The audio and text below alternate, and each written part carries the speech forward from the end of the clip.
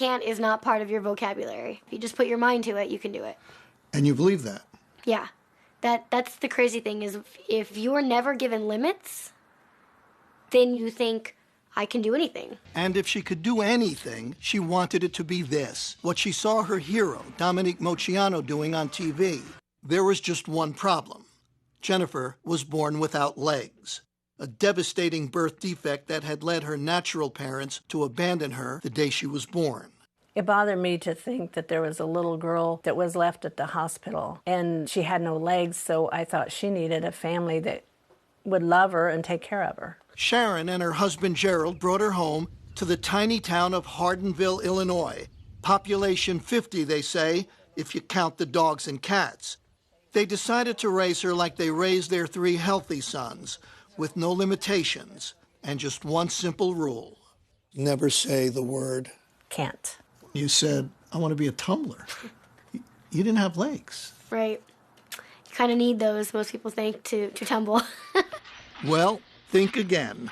The girl who wasn't allowed to say can't was on her way to becoming a genuine gymnastics champion. She started at 7 on the trampoline with her dad. And after a few falls, she got the hang of it. In time, she was competing. And soon after that, she was dominating. And by high school, Jennifer Bricker, are you ready for this, was the tumbling champion of the state of Illinois. Soon, Jennifer was pursuing other sports, too. Even one you'd figure she had absolutely no chance to play well, until it turned out she could steal the ball, even grab a few rebounds. And she could make baskets, too. She didn't consider herself handicapped. She was talking to some friends one time, and one of them said something about her being handicapped. She said, well, I'm not handicapped. And they said, well, you have to use a wheelchair. She said, just to keep them getting dirty. One day at age 16, out of curiosity, Jennifer asked her mother a question. Hey, is there anything that you, know about my adoption or biological family that you didn't tell me? I said, okay, but you got to sit down. And she said, Mom, I'm always sitting. And she said, maybe you should sit down. I said, okay, let me sit down. And she said, well, what's the big deal? Just tell me what my last name is. And I said, well, that's the big deal. And she said, what do you mean? And I said, your last name would have been Moceanu. I knew what that meant. I knew that Dominique Moceanu was my biological sister. When she finally tracked Dominique down, Jennifer wrote her a letter. Inside the envelope were adoption papers, a photograph, and a stunning piece of news. My biological last name is Moceanu. That line, I was just like, I can't believe this is happening. Everything was there. The evidence was there.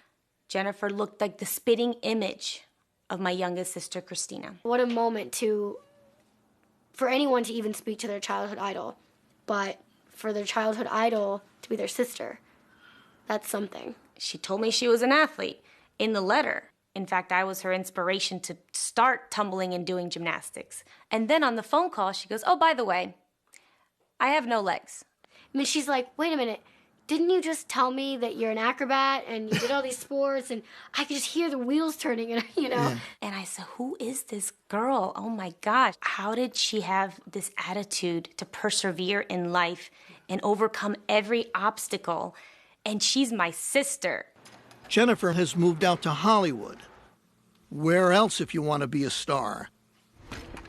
She drives a specially equipped car and lives a normal, independent life. And she's earning a living. How else? As a gymnast. She's an acrobat who has toured with Britney Spears. And now she's training for a classical performance at New York's Lincoln Center. We got to go to Ohio and got to watch her perform.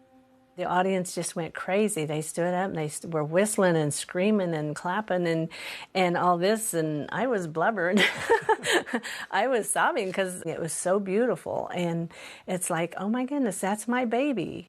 The baby who was taught early on never to say the word can't.